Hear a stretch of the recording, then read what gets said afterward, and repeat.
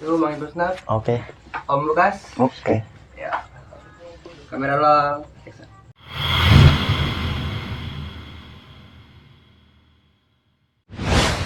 Persis dari gua. Yang tadinya cuman agak berjarak jauh, sekarang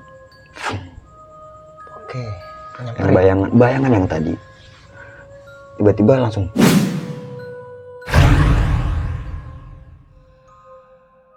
yang ada di sebelah kanan gua sekarang. Jadi gue jalan ke depannya, jalannya kecil, di sebelah sini di jurang, nih pohon-pohon tinggi di samping di kiri gua persis. Gue jalan terus di sebelah kanan gue lihat pertama kayak sebuah kayak kabut nih. Awalnya cuma kabut, ya aja di gunung kabut kan.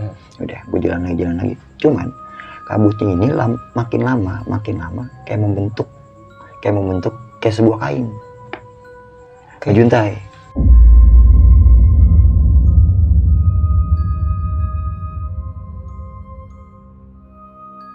Sampai di mana tinggal jaraknya beberapa meter lagi, gue ngeliat kayak sebuah rambut makin dekat lagi, posisinya persis ada di samping gue sekarang, gue ngeliatin ini mukanya putih menancur bang.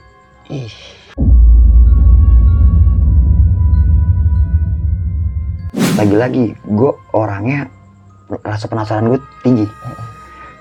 Kan pakaiannya ngejuntai, gue sempat center ke bawah, sampai di mana pakaian itu menghilang di kegelapan. Jadi lu bisa bayangin setinggi apa itu makhluk.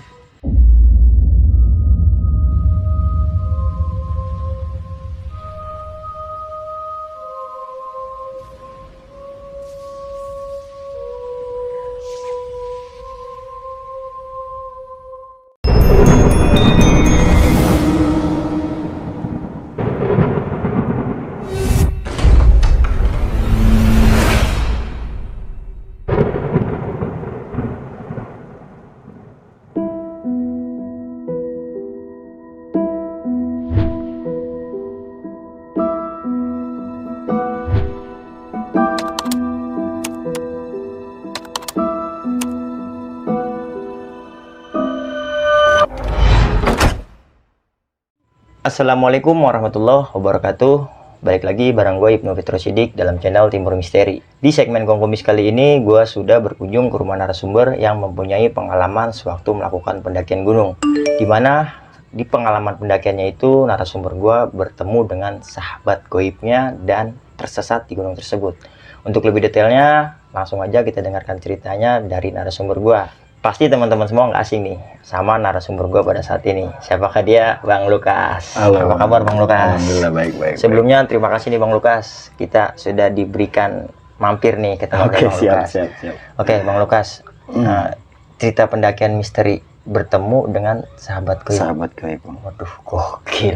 Kisi-kisinya gimana Bang itu Bang? Pokok di pendakian itu gue sebenarnya nggak sengaja sih ketemu sama kawan gaib gue.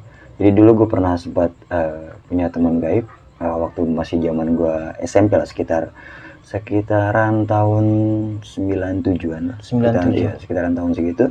Dan gue SMP kelas 2, dia izin sama gue dan udah nggak sama gue lagi. Dan di tahun 2020 gue muncak ke Gunung Gelis. Oh, di Gunung Gelis berarti? Gunung Gelis. Nah, di Gunung Gelis itu gue ketemu lagi sama kawan astral gue itu. Oke, nah memang sebelumnya udah sahabat nih di sebelum astral berarti. Sebelum ya. Oke, Bang Lukas tahan dulu Bang Lukas. Oke, siap. Nah, buat teman-teman sebelum masuk ke ceritanya, buat teman-teman semua yang mempunyai pengalaman misteri, baik itu pendakian gunung, urban legend atau lainnya yang berbau misteri dan mau ceritanya diangkat seperti Bang Lukas ini, teman-teman bisa DM ke Instagram kita Timur Misteri atau juga kirimkan email di timurmisteri.cr@gmail.com. Untuk lebih detailnya nanti linknya ada di kolom deskripsi. Oke Bang Lukas, sudah siap Bang ya? Oke, siap. Simak terus video ini karena kita akan masuk ceritanya.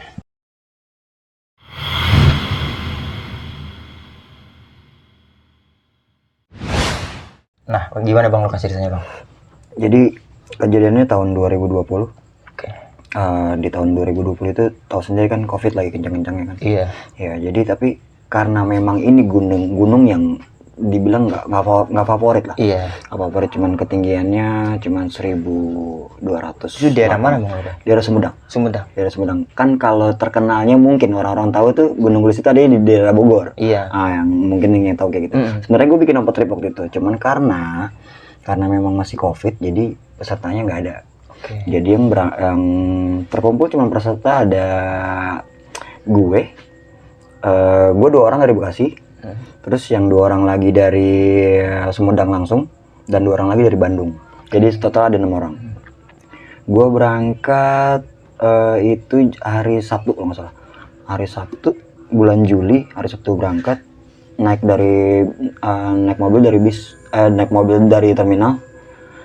Jam berapa ya? Sekitaran jam 7:30 lah gue ngegas itu. Sampai di daerah Sumedang, Parakan Muncang namanya, di daerah Parakan Muncang, sekitaran jam 11:30 siang. Oke.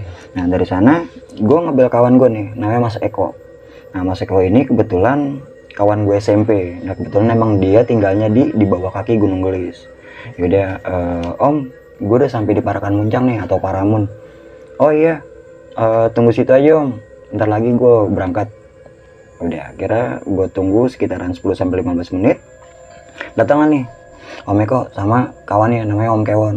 Kenalan, jabat tangan. Gue berdua sama Felisa kan, sama cewek tuh. Udah, gue naik sama Om Eko, Felisa naik sama Om Kewon. Berangkatlah kita ke rumahnya Om Eko. Kita sih nyebutnya base camp. Nah, jalur ini gue pakai jalurnya Om Eko punya. Jadi Om Eko ini dia punya komunitas pendaki lah di daerah sana, namanya Panayagan Explore. Nah, Panayagan Explore ini membuat jalur sendiri karena yang lebih dekat dari kompleknya mereka tinggal. Ya, kalau aslinya jalur Gelis sendiri itu namanya Jatinangor.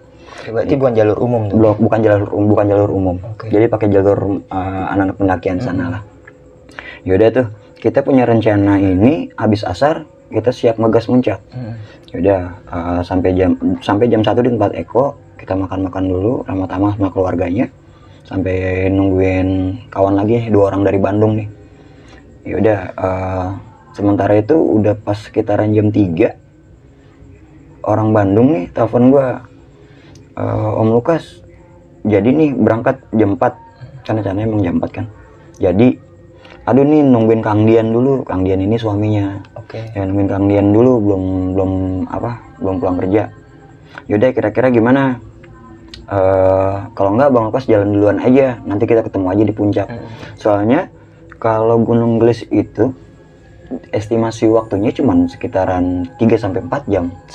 Iya, sampai di atas puncak. Memang nggak terlalu jauh gitu kan. Ya udah, akhirnya gue sepakat nih sama Eko, kenapa kita bikin 2 kloter aja. Jadi tiga orang, gue, Eko sama Felisa berangkat duluan. Nah sedangkan Om Keon kan emang orang situ, jadi Om Keon ini ngegawangin orang Bandung. Jadi kita bikin 2 kloter. Nah karena Kang Dian ini bisanya itu sehabis maghrib selesai kerjanya.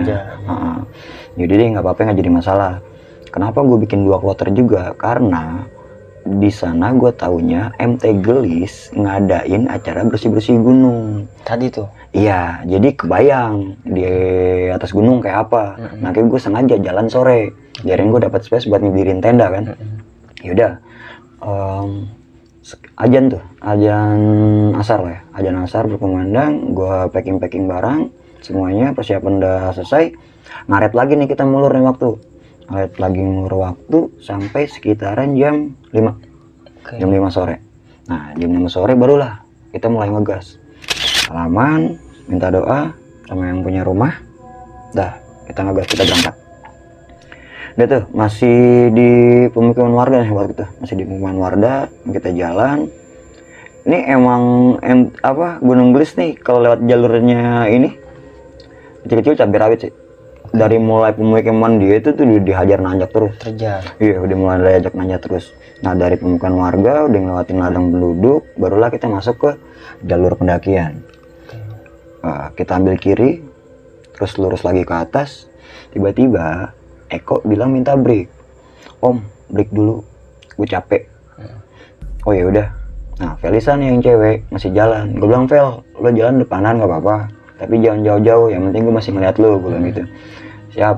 Jatuh jalan dia sampai gue lihat ada di vegetasi hutan bambu. Soalnya kan jalannya nanjak ke atas gitu kan. Nah, posisinya gue ada di depan Eko. Nah, Eko ada di bawah kan, jalannya nanjak gitu kan. Nah, Eko ada di bawah gue. Gue posisinya madep kesini nih, pas madep ke lu. Eko di bawah gue. Gue lagi ngerokok. Santai. Di depan gue ada beberapa batang pohon dan gue fokus ke satu pohon. Satu pohon yang menurut gue nggak ngerti lah. Gue pokok pandangan gue mau ke arah sana.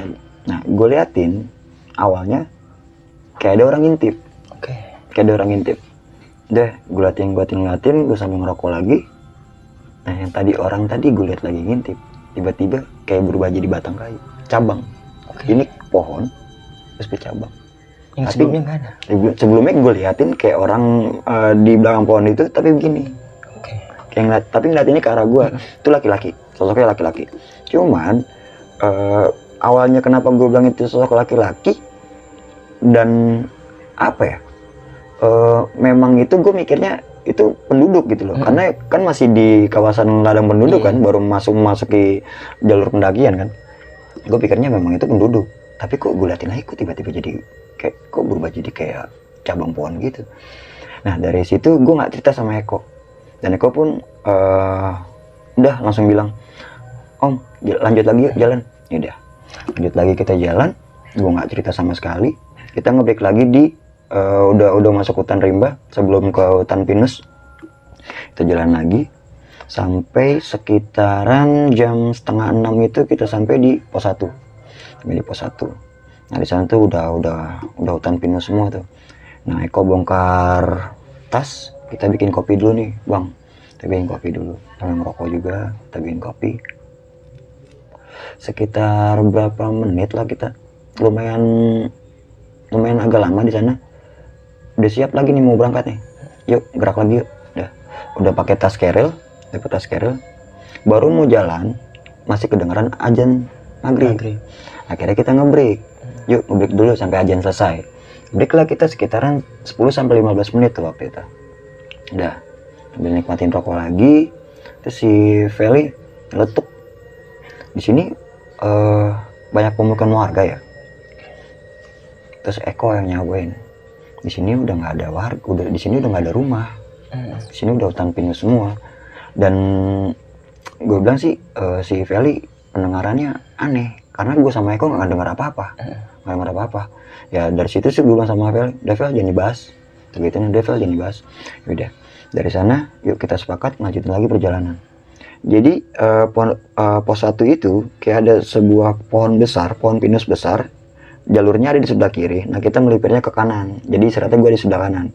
Jadi pada saat gue berangkat itu, gue cuma melewati pohon itu doang kan. Pohon itu doang, masuklah kita ke hutan duri. Tuh hutan duri tuh, sepanjang jalan tuh, duri semua tuh. Udah masuk situ, tadinya keadaannya cuacanya masih terang, tiba-tiba pas masuk hutan duri itu, gelap. Kalau sekarang gini aja deh, kita bicara logika aja dulu ya sebelum ke mistisnya. Kita bicara logika dulu. Kalau mau menjelang malam, pasti kan kelihatan senja, redup, baru gelap, ya kan? Sepakat ya kayak gitu. Tapi yang gue rasain pada saat itu, keanehannya pertama, orang yang tadi, kedua, pas gue masuk hutan duri cuma melewati pohon itu, yang tadinya terang tiba-tiba gelap. Seketika gitu. Seketika gelap. Kayak lampu nih matiin. Gelap, total gelap. Nah dari sana anginnya kencang nih. Baju gue terponyok, cuman nggak ada suara. Nggak ada suara sama sekali. Kayak kalau kita omongin lagi kayak kita ada di ruangan kedap hampa kayak gitu. Tapi angin kencang. Lo pasti tahu kalau di hutan pinus angin kencang suaranya kayak apa, kayak hujan kan. Ini nggak ada suara sama sekali. Dan gelap posisinya. Dari situ gue jalan paling depan, belakang gue Felisa, di belakang lagi Om Eko sweeper. Yaudah dari situ kita lanjut jalan lagi sampai di mana gue nemuin jalur yang bercabang. Ada 3 cabang. Setahu gue Gunung Gelis dari pos 1 itu jalan cuma 1 ke arah puncak. Itu udah nggak ada jalan cabang lagi. Karena kenapa gue bisa ngomong kayak gitu? 2 minggu sebelumnya gue pernah ke Gelis. Nah, jadi ini pendakian kedua. Ini pendakian gue kedua. Terus gue sempat bingung nih di situ. Om, lewat mana nih gue tanya Eko. Nah, Eko nunjukin ada pohon tumbang. Nah, pohon tumbang itu memang buat tanda kita menuju ke puncak Gunung Gelis. Oh iya, lewat sini. Yaudah, yuk gue pimpin lagi nih jalan. Pimpin lagi jalan. Terus melipir gue ke kanan. Felisan nyeletuk sama gue. Awas lo ya, jangan sampai bawa gue nyasar ya. Ntar gue tampol lo di atas. Terus gue sempat gini, Fel, lo ngomong jangan salah-salan. Udah tuh, kita nggak bahas lagi. Keadaan masih sama, anginnya kenceng cuman nggak ada suara. Nah dari sana gue berapa lama gue berjalan nggak tahu, gue agak lupa. Di sebelah kiri gue nemuin kayak sebuah plang, kayak bacaan dilarang menanam dari hutan perhutani gitu ya. Ya nggak terlalu begitu jelas tulisannya, bacanya apa, gue nggak terlalu begitu jelas. Tapi seingat gue, pendakian gue pertama ke Gunung Gelis gue nggak nemuin plang. Gue tanya sama Mas Eko, Om, ini jalurnya bener nggak sih? Bener Om, ini jalurnya. Ya udah. Dan setahu gue dari pos 1 itu ke puncak Gunung Gelis itu udah nggak ada jeda buat jalan datar ataupun menurun. Jadi jalan udah nanjak terus. Tapi yang gue rasain di jalur itu nanjak nggak, turun iya. Jadi gue turun terus sampai ke bawah. Nah untuk itu gue tanya lagi sama Eko, Om, ini jalurnya bener nggak sih? Lagi-lagi aku ngomong, bener Om, ini jalurnya. Oh ya udah, ikutin lagi berjalan. Oh iya, gue agak lupa. Di jalur yang bercabang itu, si Eko sempet ngeliat kayak ada beberapa pendaki yang kelihatannya center. Pendakinya nggak ada, cuma centernya doang. Yaudah, tapi kita nggak gubris karena memang feeling kita taunya itu adalah jalur pendakian, jadi kita jalan terus.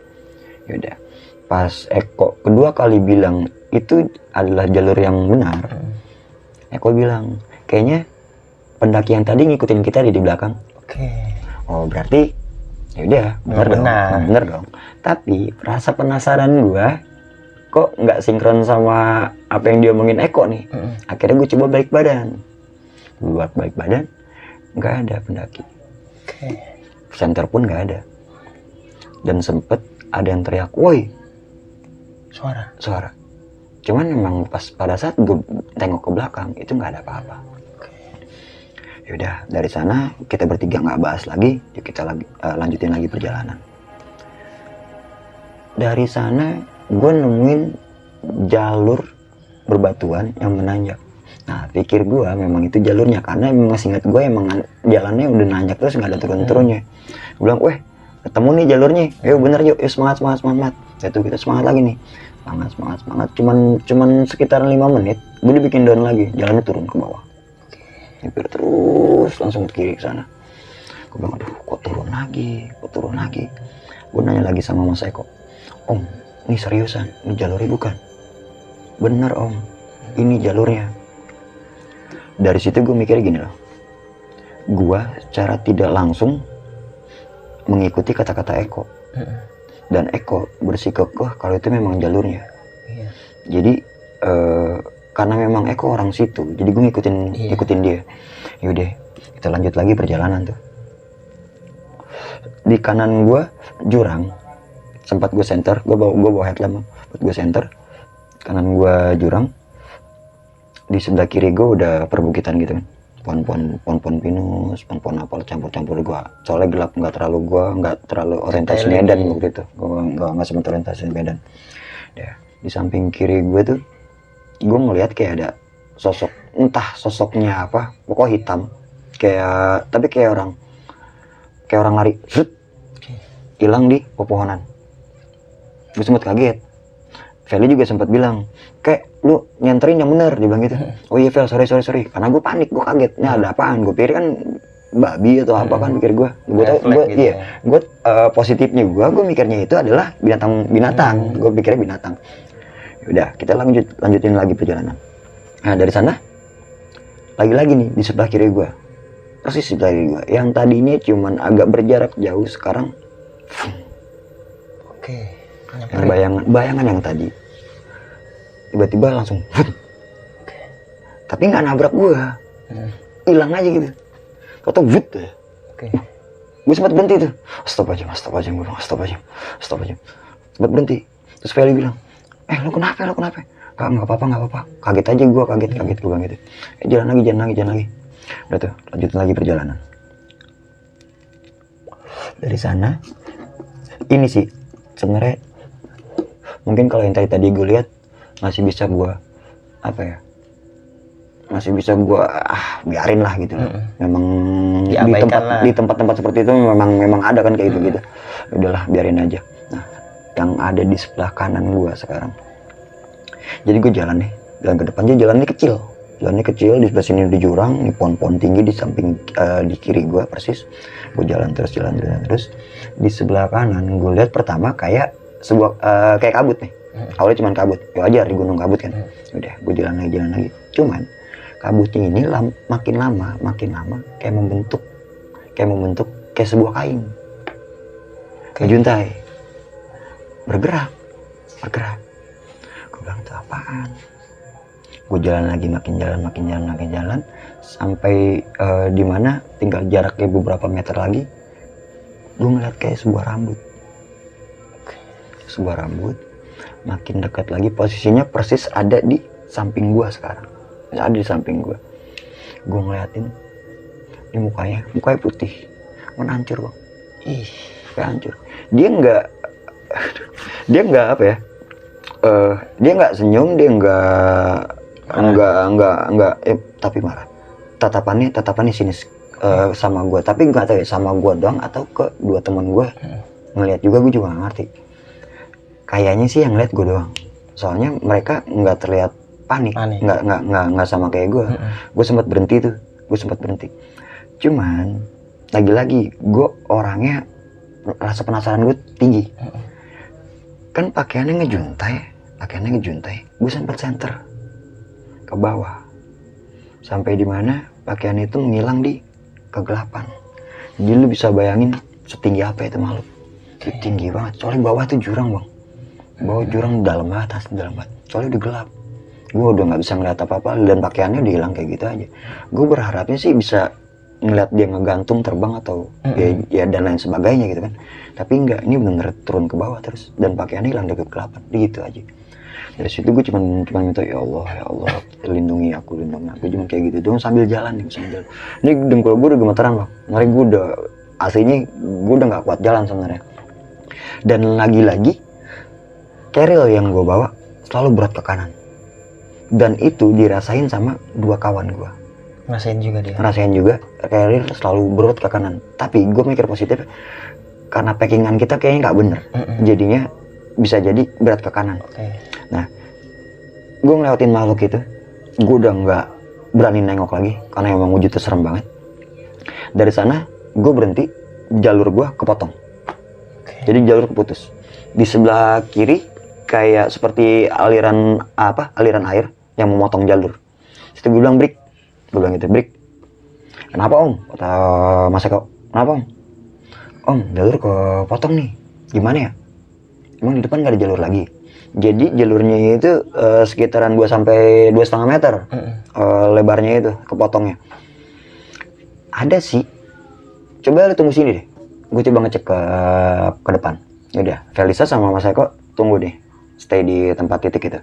Gue coba loncatin bongkahan itu. Gue coba jalan ke depan sekitar 5 meteran. Gue lihat di depan jalurnya tuh semakin lama semakin menyempit.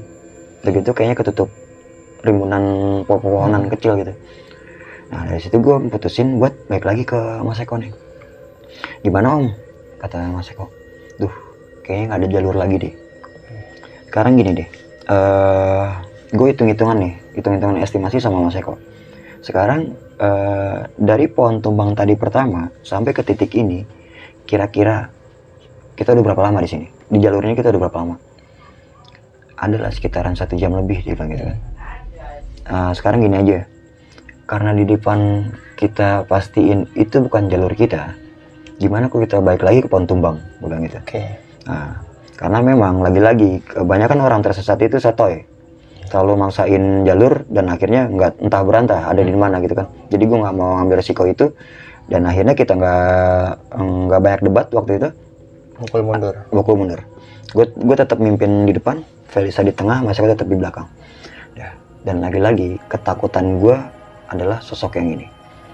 Tapi alhamdulillahnya semua yang tadi gue lihat itu udah nggak ada. Semua yang tadi gue lihat udah nggak ada. Tapi anehnya di jalur ini gue nabrak sarang laba-laba sepanjang perjalanan itu. Berangkat nggak ada. Logika secepat apa laba-laba membuat sarang di jalur itu. Lagi nih jalurnya kan kasarannya apa ya, jalur pendakian nih, hutan tinggi-tinggi gitu. Kalau mungkin kayak apa lobang tuh bisa tuh. Ada lah kayak gitu. Ini kan kagak. Di jalur nih pohon sini tuh bener, gue setiap apa semenjak gue masuk ke jalur itu gue nabrak sarang laba-laba mulu. Dan yang ngerasain dua temen gue juga. Kok laba-laba mulu ya? Dan lagi nggak sampai 1 jam gue udah nyampe di pohon tumbang.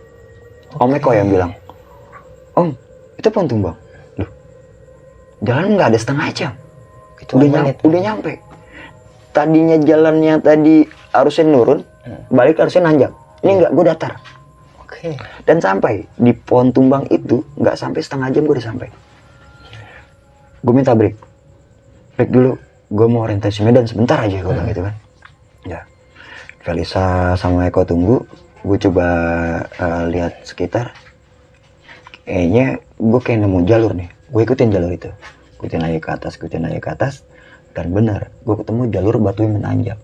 Dan gue inget, wah ini jalurnya. Tapi tadi gue masuk jalur itu gue nggak lihat jalur sama sekali. Nggak ada jalur sama sekali. Jalur satu-satunya adalah menuju ke yang jalan putus tadi. Gue udah naik ke atas nih. Felisa sama Eko gue panggil aja, gue teriak, gue malas lagi turun. Fel, Mas, naik, ketemu nih jalurnya. Udah tuh. Akhirnya mereka nyusul kita nih. Gue lihat dari senternya kan, nyusulin. Ya udah, main nanjak lagi ke atas. Nah, lagi-lagi. Jadi si Felisa ini, temen gue cewek satu-satunya ini, kupingnya agak sensitif, telinganya agak sensitif dengan hal-hal yang berbau mistis. Indigo enggak, dia bukan orang indigo, sama gue pun bukan indigo. Dari sana dia ngomong lagi, puncak udah dekat lagi ya, aku banyak banget orang.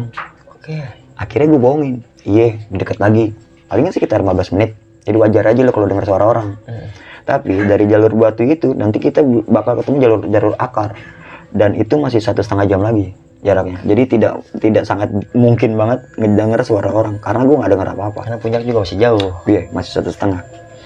Ya biasalah pendaki kalau main kayak gitu-gitu bohong-bohong, hal yang wajar gitu kan. Tapi untuk penyemangat kan bang jatuhnya kan. Tapi lagi-lagi gue nggak dengar apa yang didengar Feli, gue nggak dengar sama sekali. Udah lanjut lagi perjalanan. Sampai di mana kita sudah nemu jalur akar nih bang. Jalur akar. Nah di situ Eko minta ngebreak. Nah Eko ini tipe orang sebenarnya yang gue bilang tahan banting. Entah kenapa pada saat pendakian itu dia kayaknya capek banget, lelah banget. Yaudah akhirnya si Feli minta jalan depanan. Udah gue jalan depanan, ini jalur bener kan? Udah Fel, lo jalan aja, jangan jauh-jauh ya, gue bilang gitu. Gue nemenin Mas Eko dulu. Yaudah tuh, gue nemenin Mas Eko, gue sempet gue kasih air, dia minum, ngobrol-ngobrol sebentar.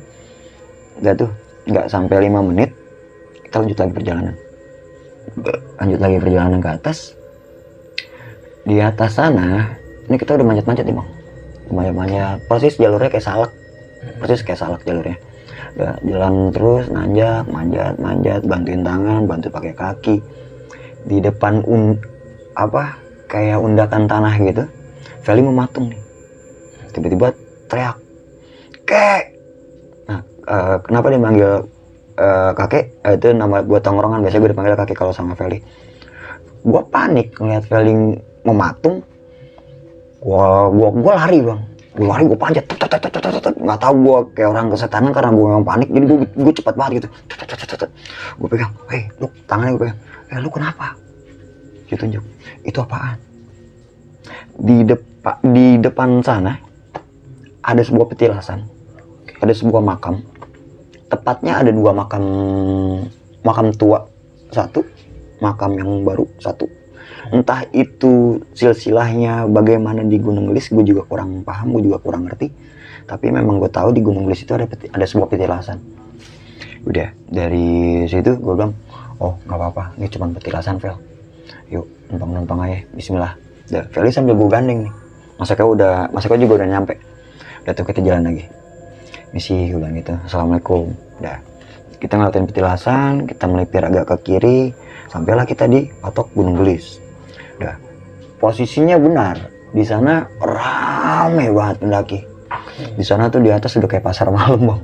Asli. Ada yang pasang-pasang lampu, ada yang nyetel lagu. Aduh, harusnya gue butuh ketenangan nih di gunung, tapi ya sudahlah, nikmati aja gitu.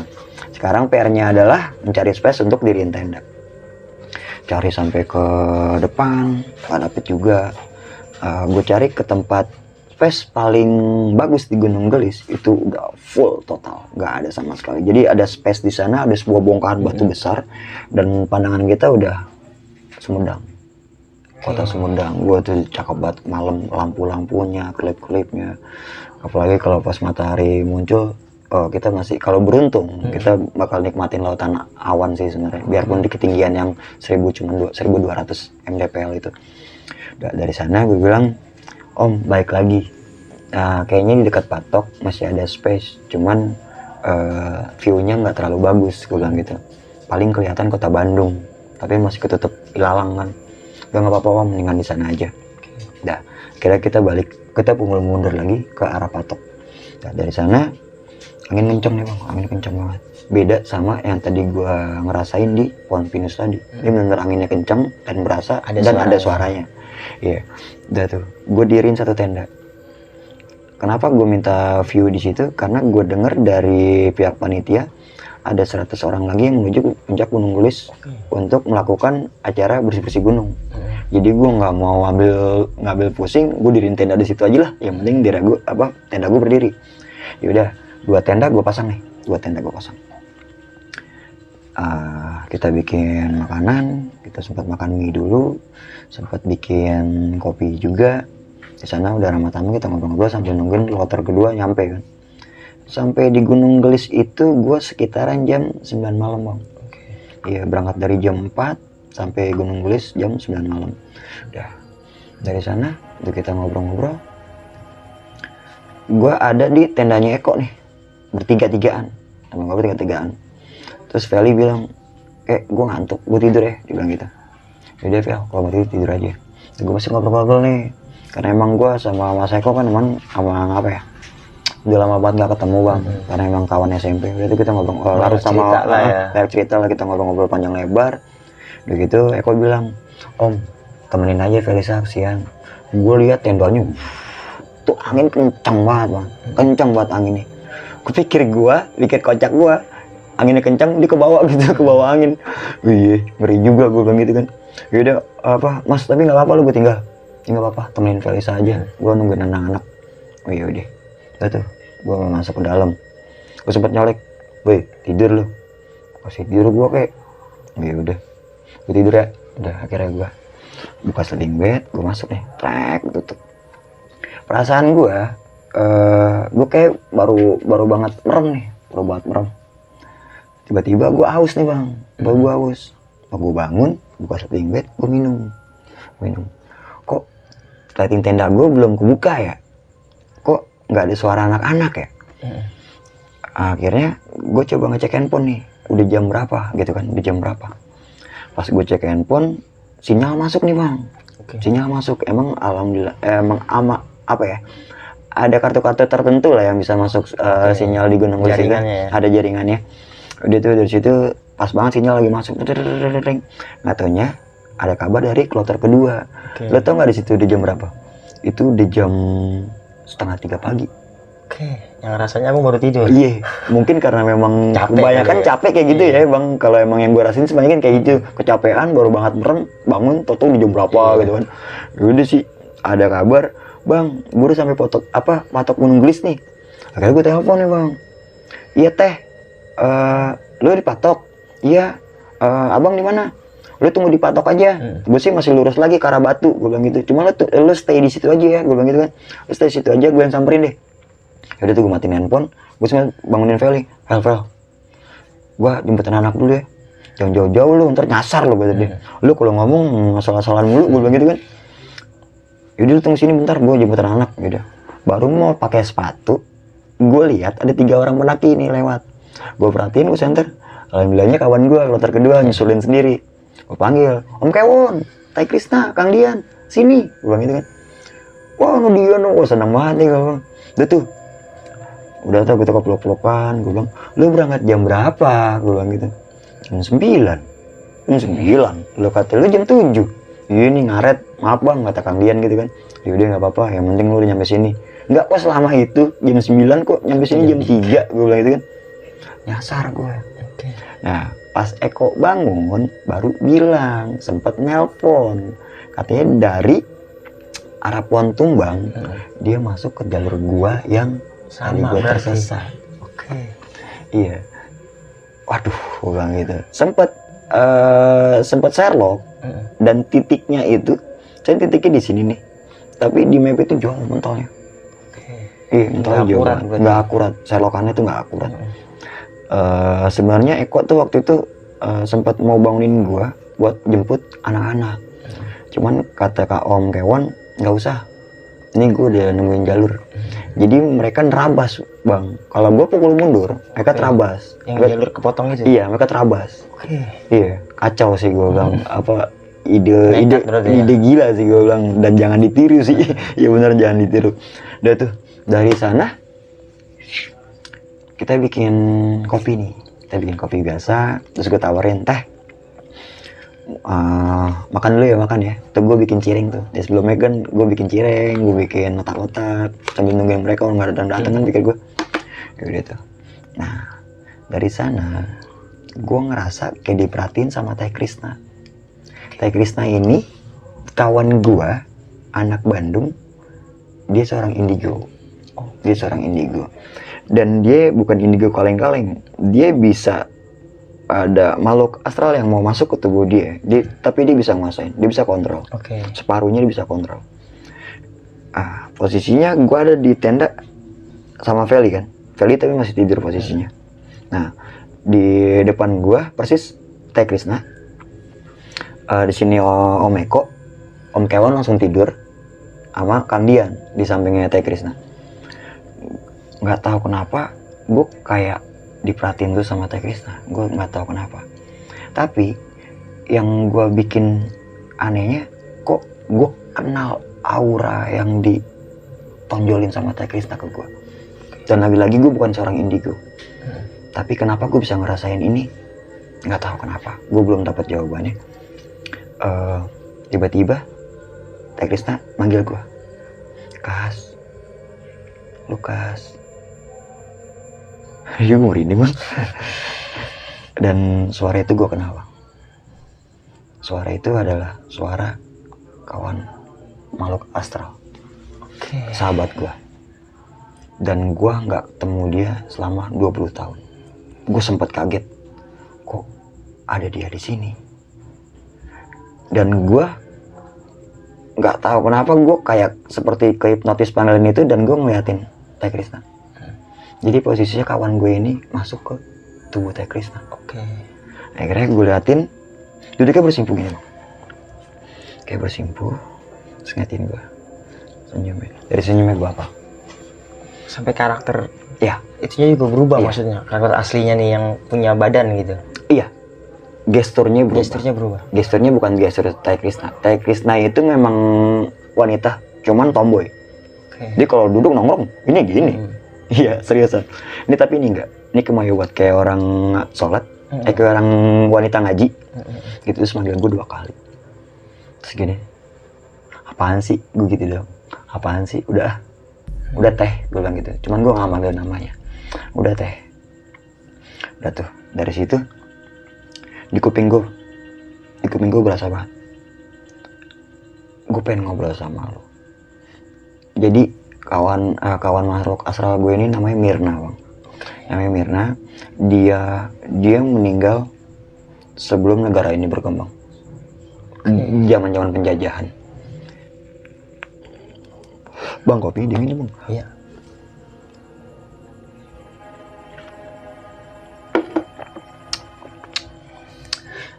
Nah, jadi kawan gue ini namanya Mirna bang.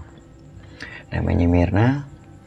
Dia meninggal udah lama banget sebelum negara kita berkembang. Dan kenapa dia meninggal? Dia bunuh diri, Bang. Oke. Dia bunuh diri dengan cara bunuh diri.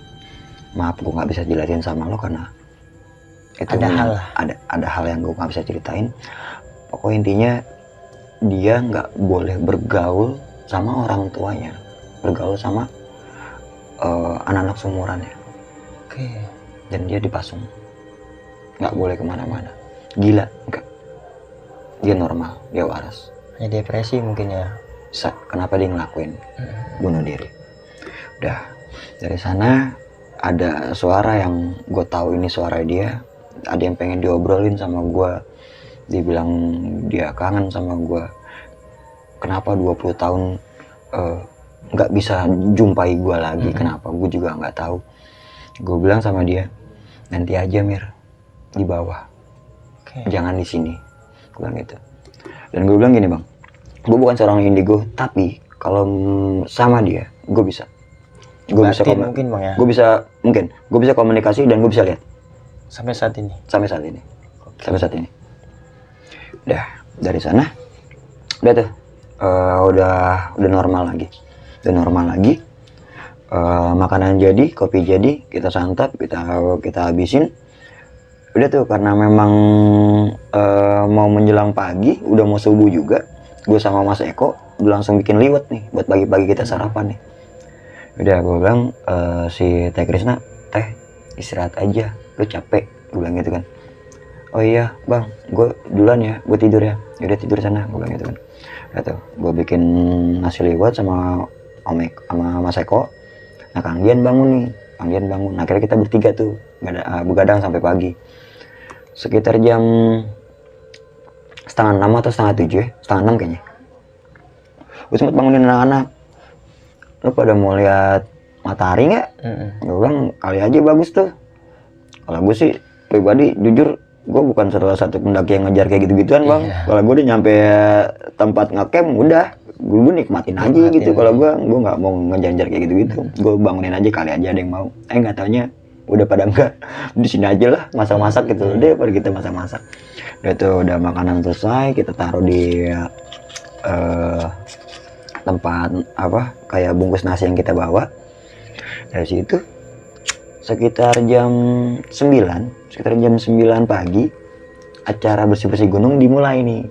Ada beberapa kloter yang nyamperin tenda kita tuh, Bang, ada sampah gak? Oh tuh ada, tapi yang ini jangan ya, mau gue bawa turun karena memang harus dibiasakan. Apa yang kita bawa harus kita bawa lagi gitu kan. Oh yaudah siap, dipungutin tuh yang memang gue kasih sengaja buat peserta bersih-bersih gunung. Udah, dari sana kita ngobrol-ngobrol lagi. Acara bersih-bersih gunung pun sudah selesai. Gue bilang sama anak-anak, habis johor kita turun ya, gue bilang gitu. Tapi mampir ke petilasan dulu. Yang tadi dua itu. Yang tadi kita temuin tadi malam gitu kan. Oh siap Bang Lukas, udah tuh. Jam 12 lah akhirnya. Jam 12, nggak cerita jam 12, kita packing nih. Kita packing peralatan lagi. Teh Krisna mau jajalin tas gue yang gue bawa. Gue bilang jangan Teh, berat. Nggak apa-apa Bang, mau jajalin. Udah akhirnya gue bantu. Dalam hati gue, asik, gue enteng, gak bawa apa-apaan gitu kan. Asik, gue enteng. Udah tuh, kita ngelewatin patok Gunung Gelis. Patok Gunung Gelis itu, kita sempat foto-foto di sana.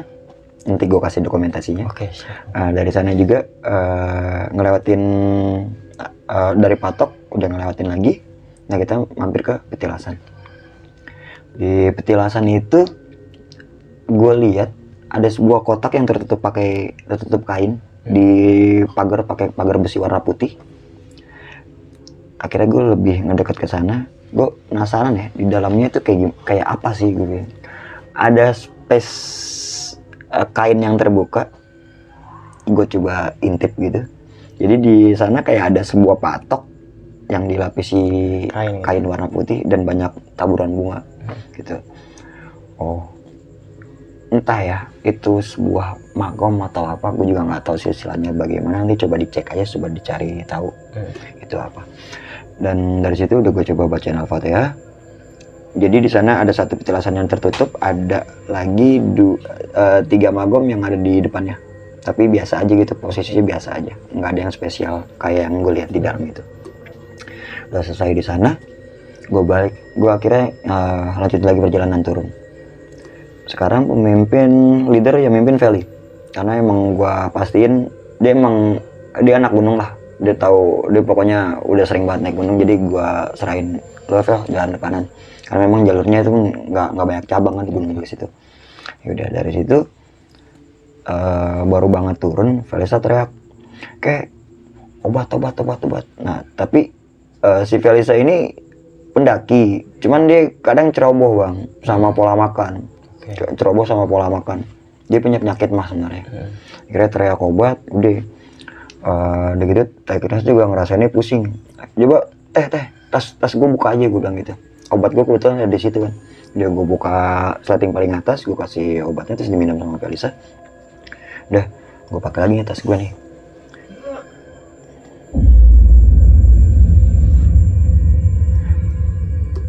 Udah tuh akhirnya lanjutin lagi perjalanan.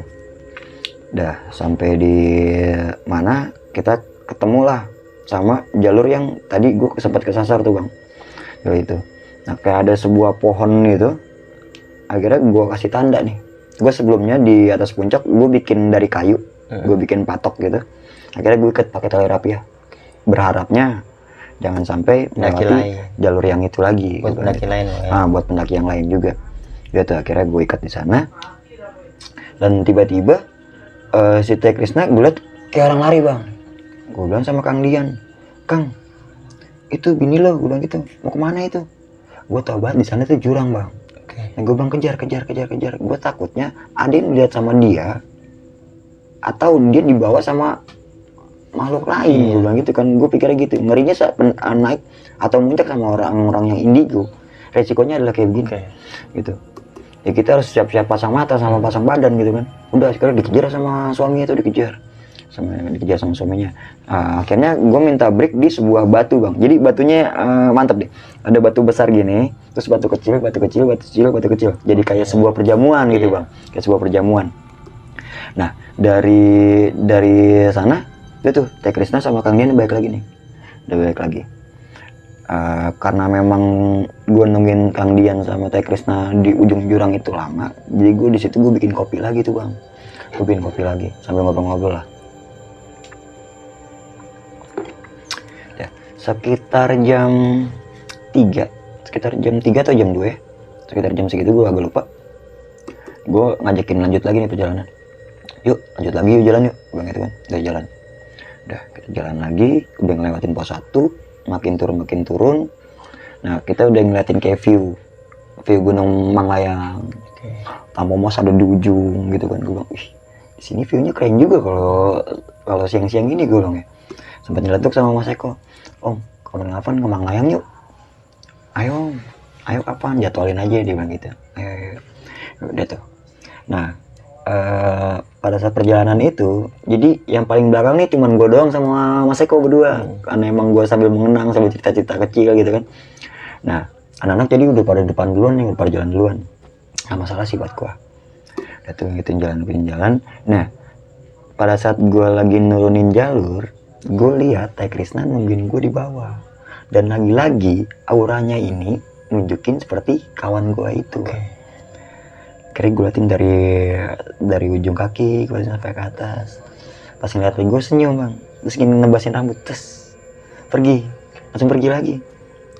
Nah dari situ, pokoknya dari gayanya gue tau banget itu dia. Mirna. Ya, gue bilang, ya Allah Mir, lu masih nggak berubah dari dulu, gue bilang gitu. Udah dari sana, nanti lagi perjalanan. Singkat cerita, sampailah kita di rumahnya Om Kewan. Di rumah Om Kewan dikasih es batu tuh, kasih minuman, kasih sirup, kita minum. Nah si Felisa ngajakin balik nih, kayak balik yuk. Udah akhirnya gue bilang sama Mas Eko kan, Mas Felisa ngantuk, ke rumah yuk. Udah di situ yaudah tuh pamitan sama Om Kewan, Om ke base camp dulu ya. Oh siap Om Lukas, duluan nanti nyusul gitu kan. Udah sampailah kita di tempatnya Om Eko nih, tempatnya Mas Eko. Dan dari sana kita baru ngobrolin apa yang kita rasain selama pendakian. Di sana baru kita bongkar-bongkaran bang. Dan kenapa tim 2 pun tersesat sama kayak gua, cerita dari tim gua pun kacau bang sebenarnya. Karena memang Teh Krisna ini seorang indigo, jadi dia banyak hal-hal mistis yang dilihat sama dia. Dan yang kenapa yang gue bilang gue ketemu batu yang gue bilang mantep banget. Nah di sana Teh Krisna ngelihat kayak parasnya wanita kayak pakai mahkota gitu bang, kayak pakai mahkota, tapi tengah badannya ular bang, tengah badannya ular. Itu yang dilihat dia. Ularnya ini ukurannya nggak normal, segulungan kasur normal kalau digulung sebesar itu. Jadi dia kayak ngeliatin pendaki lagi lewat. Jadi dia ngelilitin pohon dan pohon terus ngeliatin pendaki lewat. Jadi mas posisinya itu memang ada beberapa pendaki yang lewatin itu. Cuman memang pendaki itu kagak ngeliat kan. Yang ngeliatin Teh Krisna. Jadi cuma ngeliatin. Dan memang sejarahnya di Gunung Gelis itu adalah Dewi Ular. Dan namanya pun siapa gue nggak tahu. Dan kenapa dinamain Gunung Gelis pun ada kemungkinan ada terkaitan oleh sosok tersebut. Cuman ya gue nggak mau ini benar atau ya nanti coba dicari aja. Dan alhamdulillahnya setelah kejadian apa yang gue rasain itu, gue berenam, gue tidak terjadi apa-apa. Dan kawan gue yang bernama Minai itu kembali lagi sama gue dan sama gue sampai sekarang. Semenjak kejadian itu bang? Iya, semenjak kejadian itu. Jadi intinya kedekatan abang mungkin bang ya? Kedekatan Bang Lukas sama si Mirna ini, hingga Bang Lukas yang bukan karakternya bukan indigo tapi bisa ngerasakan gitu, bisa kedekatan sama saya hidupnya mungkin bang. Iya, karena memang cuman sama dia bang.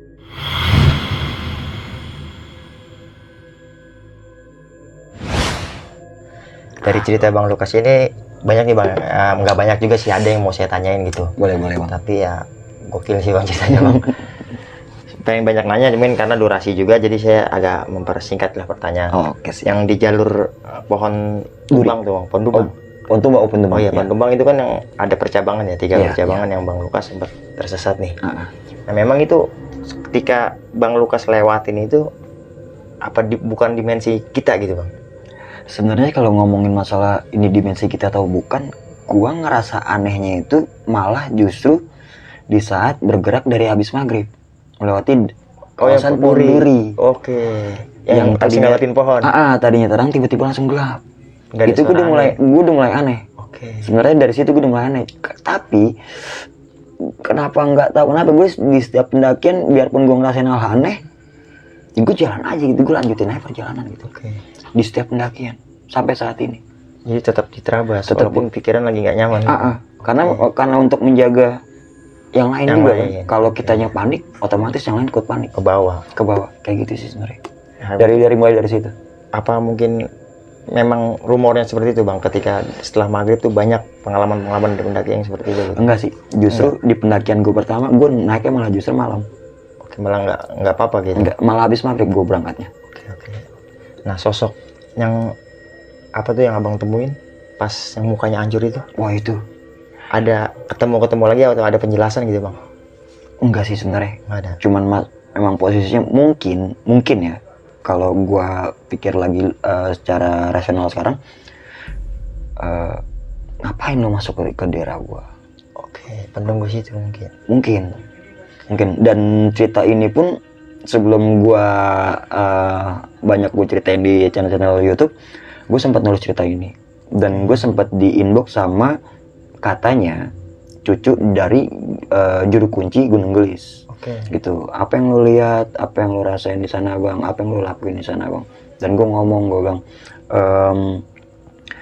gue nggak ngelakuin apa-apa, tapi menurut dia gue ngelakuin sesuatu gitu. Tapi gue pastiin dan gue berani sumpah gue nggak ngelakuin apa-apa. Dan katanya gara-gara cerita lo Gunung Gelis sepi bang. Gue bilang, oh lo salah. Gara-gara cerita gue Gunung Gelis jadi orang pada tahu. Itu gara-gara gue cerita, gue bilang gitu. Ada positifnya juga bang ya? Iya, gue bilang gitu. Dan apa ya? Dan MT Gelis pun udah sempat ngubungin gue. sempat ngubungin gue juga, dan gue sempat protes waktu itu di saat gue turun dari petilasan masuk ke jalur batu dan jalur akar dan jalur batu. Gue banyak nemuin sampah. Gue sempat telepon sama panitia Gunung Gelis waktu itu, MT Gelisnya, bang maaf, di atas gunung memang bersih, tapi di jalur berantakan. Jadi tadiannya sampah yang gue bawa cuman apa yang gue bawa itu, jadi gue mengutin sampah peserta. Iya, jadi sangat yang tadinya peserta buat bersih-bersih, Iya. peserta yang ninggalin di sampah atas di gunung jalur. sih bersih banget bang. Iya. Licin deh, kalau kata Ubin mah licin bener. Cuman di jalur parah. Jadi gue ngambilin tuh sampah, dan akhirnya dia minta maaf juga sama gua, sama kawan-kawan juga, sama timnya Eko Panayagan Explore yang ada di sana. Nanti bisa di cross check lagi buat kedepannya.